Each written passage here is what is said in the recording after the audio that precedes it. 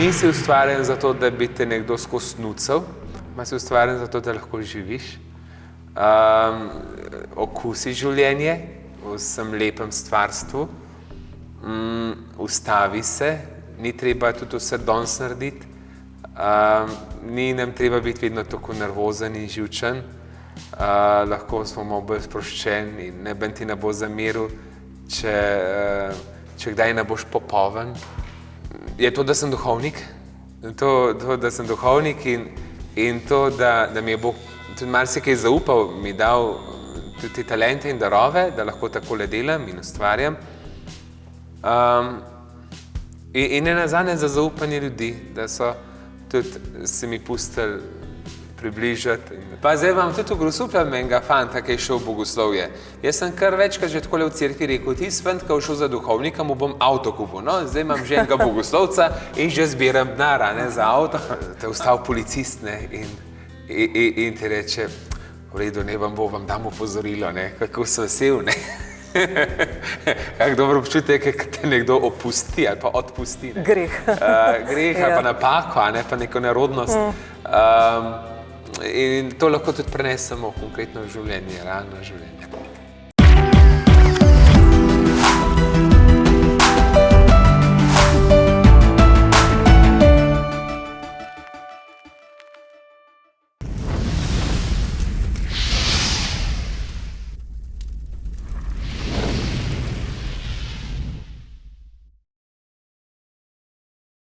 Od Stiranih pozdravljam duhovnika Martina Golova. Lepo pozdravljen, dobrodošel Martin. Hvala za povabilo. In kar na začetku pojasnilo. Razmišljala sem, da se poznava nekje že več kot dobro polovico tvojega duhovniškega poslanstva. Res je, ja. In sva že od takrat na ti bova tudi danes v tej oddaji, da bo še bolj sproščen in lušen pogovor.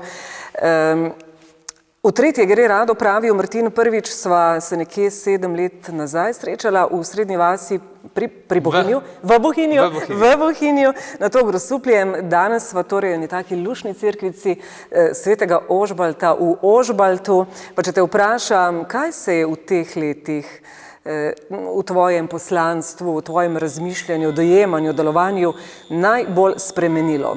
Kaj te najprej prešine, kaj je drugače? V enem od najnih pogovorov si dejal, staram se in v kakšnih stvarih sem modrejši, v kakšni stvari bolj previden. Ja, jaz bi to kar ponovil. Res se staram, mogoče še malo bolj presojam, kaj je v življenju res smiselno, pa kaj ni. Zdaj razumem, ko so rekli, da gre vsak let hitreje in dejansko mi grejo zelo hitri dnevi. Naučil sem se zelo malo vstajati, se mi zdi pa, da sem majčkeno bolj tudi umirjen, malo manj, se mi zdi, da z neko Mehko se že čel kakšne stvari malo navad in potem bolj v miru lahko pluje svojim čolničkom, da je bilo včasih še malo preveč zelo vroča kriza, pač malo bolj tako. Mi je všeč, zdaj smo v bolih letih. Zagotovo. Torej, nekako kar velja, Martin, da se marsikje poskuša onemogočiti tistega, ki v pozitivnem, če se tako izrazim, štrli iz povprečja, ki izstopa. Imaš kakšne težave zaradi svojega drugačnega pristopa, zaradi svoje velike, pravzaprav zelo, zelo velike priljubljenosti? Ne, nimam težav, da bi mi kdo kaj slabega hotel, pa da bi imel, ne vem, ne čutim, da bi imel kakšen nasprotnika, pa da bi, niti se ne gledam, da bi bil ne vem kakšen. V Grosupljem, ki živim, pa delujem, sem za njih čisto navaden župnik in sprastamo in živimo in to je to. Ker človek ima pri tebi občutek, da neprestano ti telefon zvoni, neprestano nekdo na vrata, neprestano meni, vse tega je zagotovo zelo veliko. Ja, malo se čuv, vse se že navadil, pa malo vem, kako stvar gre, da mi ni tako hudo. Znaš stopiti tudi nazaj, znaš reči tudi ne? Ja, če je zelo nepametna stvar, rečem tudi ne. Strahovi, Martin. Strahovi nas pa znajo kar onemogočiti. Ko sem te pred leti vprašala, česa se bojiš, veš, kako si odgovoril? Strah me je, da bi zamudil priložnost narediti dobro, strah me je, da bi zapravil življenje, da bi šlo mimo mene, strah me je napačnih odločitev, strah me je, kako me bo Bog pogledal, ko bom pred njega prišel. A so strahovi še vedno isti je danes kakšen več, kakšen manj? Ja, kar isto. Isto, zato pa še zmeraj tako napolno živim. Zato še zmeraj nekako se mi zdi, da gledam, da ne zapravljam časa in da gremo napolno naprej. Ja. Je pa res, da se ne ukvarjam zdaj toliko s tem, da bi me bilo zdaj ne vem kako strah ali pa da bi bil zdaj trpetov. Ampak je nekako tako, že malo rutina, da je življenje tako ratelj. Znan si, Martin, tudi po tvojem večnem nasmehu, po taki preširni energiji, lepi, pa vendarle vsakodnevno si tudi med zelo hudimi stiskami. Kaj reči o človeku v eni taki zelo hudi stiski, ob izgubi, ob trpljenju? Eden najbolj verjetno takih nespretnih odzivov je zagotovo, sej bo, drži se, ali pa si te razumem. Ne moremo razumeti človeka, če še nismo bili v njegovi koži. Kaj svetuješ v tem primeru, ko je nekdo res v zelo slabi situaciji? Kako pristopiti, kaj narediš ti? Ja, to je, se spomnim ene zadrege. Jaz sem bil zvonca v vratih in jaz odprem vrata, dober dan, kaj bo dobrega? So bili pa ljudje v črnih oblačilih in župnik nič dobrega, smrt imamo v družini. Tako da zdaj včasih kar malo bolj previdno odpiram vrata, ker lahko s kakšnimi takimi stvarmi še malo prizadeneš. Kaj naredim? Običajno skušam nekako saj dati vedeti, da sem blizu. Dostikrat kakšnim ljudem, ki so, recimo, da so bolani, ali pa da so obležali, ali pa da preživljajo neko bolezensko obdobje, da jim kakšen sporočil več napišem. Kako gre, mislim nate, ali pa smo povezani, molim za tebe. Se mi zdi, da že to lahko veliko, saj dajo mi odziv, da jim veliko pomeni to. Sočutna bližina gotovo je zelo zgovorna reč. Nočem pa tudi nekaj pametvati. Tudi bolečine ne moreš primerjati, ne moreš skušati slišati. Sem hvaležen, da mi zaupajo, da mi spregovorijo, da povedo, kaj se bolečin je na tisoče, ni samo izgube.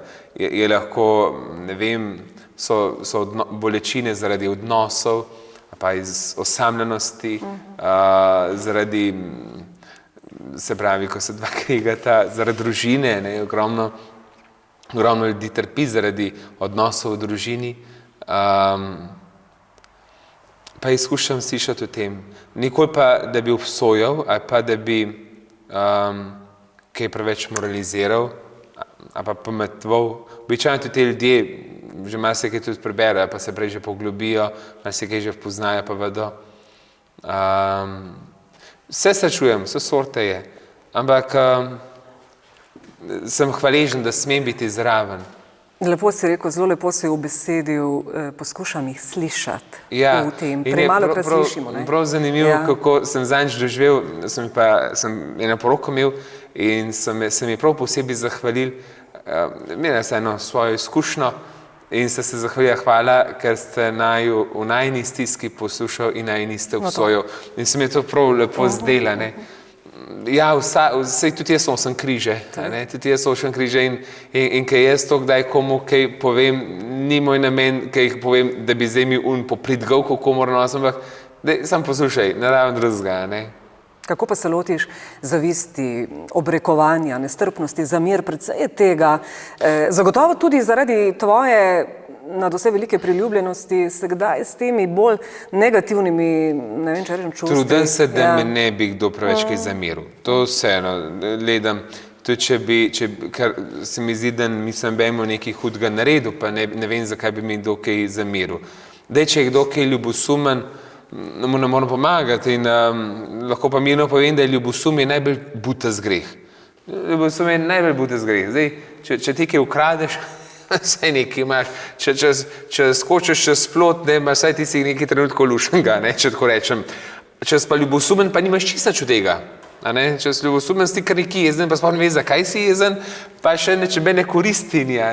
Tako da tukaj idemo res malo gledati, da ne bomo zgubljali to energijo za ljubosumje. Drugače, kot da bi zdaj se prav neki za brez zveze izpostavljal, da bi zdaj kar neki se tam hvalil, pa ven metu, se mi zdi, da ne, no. Skušam pač nekako Boga vznanjati na svoj, pač, ne vem, tako me pač malo veseli, tako imam zadnji tudi eno ekipo, pa to malo z mladimi in tako naprej. Zopet, da bi spet neki, ne vem kako izreden bil, tudi nisem. Pač, kar sem vstopil pač v ta medijski svet, neko prepoznavnost, za kar se tudi nisem silil, pač to je tako prišlo. Pa sem hvaležen, da lahko na tak način Boga vznanjam, tako da mi je pa lepo, ker večkrat, ko kdaj slišam, ja, smo mislili, da se sam en nastopač, pa tako nisem nek nastopač, no se mi zdi, da tudi, mislim, da imam tudi neko vsebino, ker ljudem lahko polepšam nek trenutek. Drugače pa tudi vsak ima možnost, vsak bi lahko šel tole, kjerkoli duhovnik bi se lahko lotil. Je prej, da ima vsak svoje talente in vsak ima svoj, za vsakega ima Bog svoj plan. Ne ukvarjam se pa prav veliko s tem. Predvsej zopet spet hvala Bogu, da sem zaposlen v župniji, da lahko se ukvarjam z otroki, z mladino, z družinami in se tam močno zaposlim. Pa skušam, da v mojih krajih, kjer delujem, da lahko kaj dobrega prispevam. Ogromno daješ ljudem, ogromno daješ tvoji skupnosti v vsej Sloveniji. Zakaj pa si tako v življenju še posebej hvaležen poleg življenja samega? Je to, da sem duhovnik.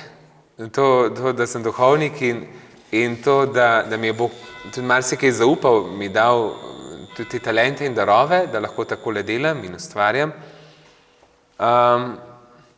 In ne nazadnje za zaupanje ljudi, da so tudi se mi pustili približati in dovolijo, da jim spregovorim ali pa, ne vem, pustijo, da pridem do njih ali pa, da oni pridejo do mene. Tako da, to sem pa hvaležen in bi želel, pač molim, da bi lahko to pot še peljal tako naprej. Če bi moral, če tako rečem, sodobnemu človeku, ki je izčrpan od hitenja, od pritiskov, od pričakovanj, mnogokrat ali pa vse bolj tudi od neke notranje praznine dati en sam napotek za nek notranji mir, kaj bi dejal? Dobro vprašanje. Nisi ustvarjen zato, da bi te nekdo skozi snucal, ma si ustvarjen zato, da lahko živiš, okusi življenje v vsem lepem stvarstvu, ustavi se, ni treba tudi vse danes narediti, ni nam treba biti vedno tako nervozen in živčen, lahko smo malo bolj sproščen in noben ti ne bo zameril, če kdaj ne boš popoln. To pa pusti, da ti tudi Bog v tvojem srcu spregovori. Zelo je tudi odrešujoč trenutek, da si lahko v tem, kar si, da se tudi v svoji koži dobro počutiš. To pa noben ti ne bo zameril. Je tudi fajn se zavedati, da si zamenljiv in noben te ne bo zameril, če kdaj kakšen dan manjkaš. Na nov ali pač novim časom primeren način predstavljaš oziroma približuješ vero, vlogi knjige Maše preko spleta. Martin, kaj še lahko pričakujemo, je na vidiku kaj novega, še sploh zmoreš več. Vendarle si človek, ki nima neomejeno energije, pa vseeno vse skupaj tako prenašaš z eno tako zelo umirjeno držo, mirno, tako. Ja, hvala. Ne, jaz imam cilj, da bi le to pelil naprej. Nikoli nisem nobena stvar kar nekaj načrtoval, no. Vse je bolj spontano mi prišlo naproti in nekaj je korona verjetno takrat, ne? Ja, ampak nisem jaz korona načrtoval. Prišla je, in je bil navdih, da bi pa mogoče pa Mašo prenašal, isto glede vlogov, ali pa glede knjig. Sedaj družine so prišli, ali bi napisali knjigo in tako in je tako ratal. Zdaj hodim malo tako po Sloveniji in tako, obiskujem kraje. Mogoče še kdaj še kakšna knjiga, to bi si želel. Drugo pa, da bi lepo župnijo skrb držal. Zelo mi je dragocen, da bi v župniji se nekako dobro razumeli. da bi čim več mladih tudi prihajali k maš. In tako, no, moje farane imam tudi zelo rad in bi jim res skušal čim več, da včasih tako kam drgem grem, imam pa kar malo slab občutek, pa slabo vest, upam, da s tem ne zanemarjam svojih faranov, a ne. Zato se pa še bolj trudim doma delati. Veš, kaj me je zdaj prešinilo? Ko smo takrat po najnem prvem pogovoru, tam v Srednja vas, v Bohinju, se pogovarjala, sedela, gledala prečudovito cerkev Svetega Martina na hribu, pa sem rekla: Martin, a si želiš vso življenje, ves čas tvojega poslanstva preživeti tukaj ali bi šel še kam drugam?